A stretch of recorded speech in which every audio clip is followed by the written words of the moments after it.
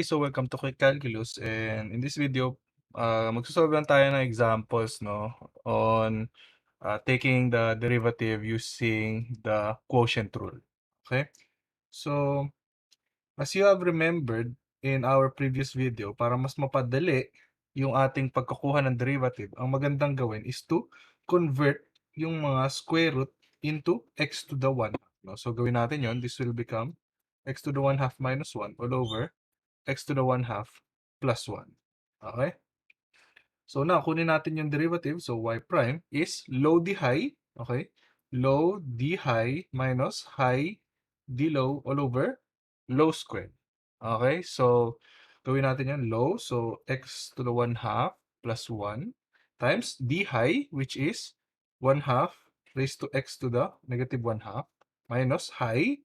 So, numerator x to the 1 half minus 1 times d low, which is 1 half x to the negative 1 half din all over low squared. So that is x to the 1 half plus 1 all squared. No? So ito na yung magiging buo natin na derivative. No? And actually, you can still simplify this. No? Pwede mo i-factor out yung 1 half x to the negative 1 half dito. Tama?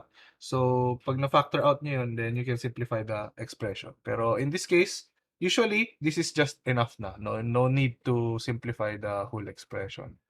Okay? So, let's have another one. So, how about if we have y equals 2x minus x square root of x all over x squared. Okay?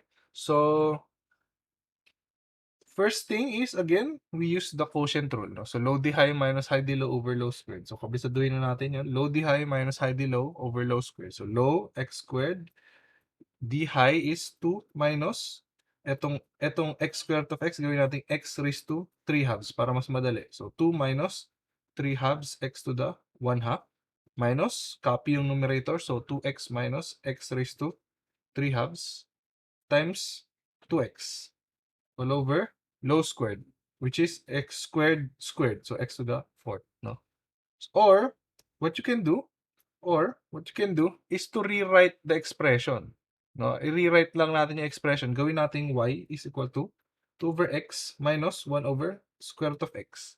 Okay? So, para hindi natin pinahirapan yung sarili natin, pwede rin natin itong gawin 2x to the negative 1 minus x to the negative 1 half. Okay? So, kapag ka ganito, then, mas madali na natin makukuha yung derivative. No? So, y prime is just, we can just use the power rule. No? So, this is just 2 times negative 1 x to the negative 2 minus negative 1 half x to the negative 3 halves. Okay? And pag sinimplify natin to, y prime is equal to negative 2x to the negative 2 plus 1 half x to the negative 3 halves. No? So, we have solved yung derivative ng y equals 2x minus x squared of x all over x squared in two different ways. No? So, we can use chain rule or we can simplify it. No? So, medyo wag tayong mata-tunnel vision kapag kumukuha tayo ng derivative. Okay? So, see you in the next videos.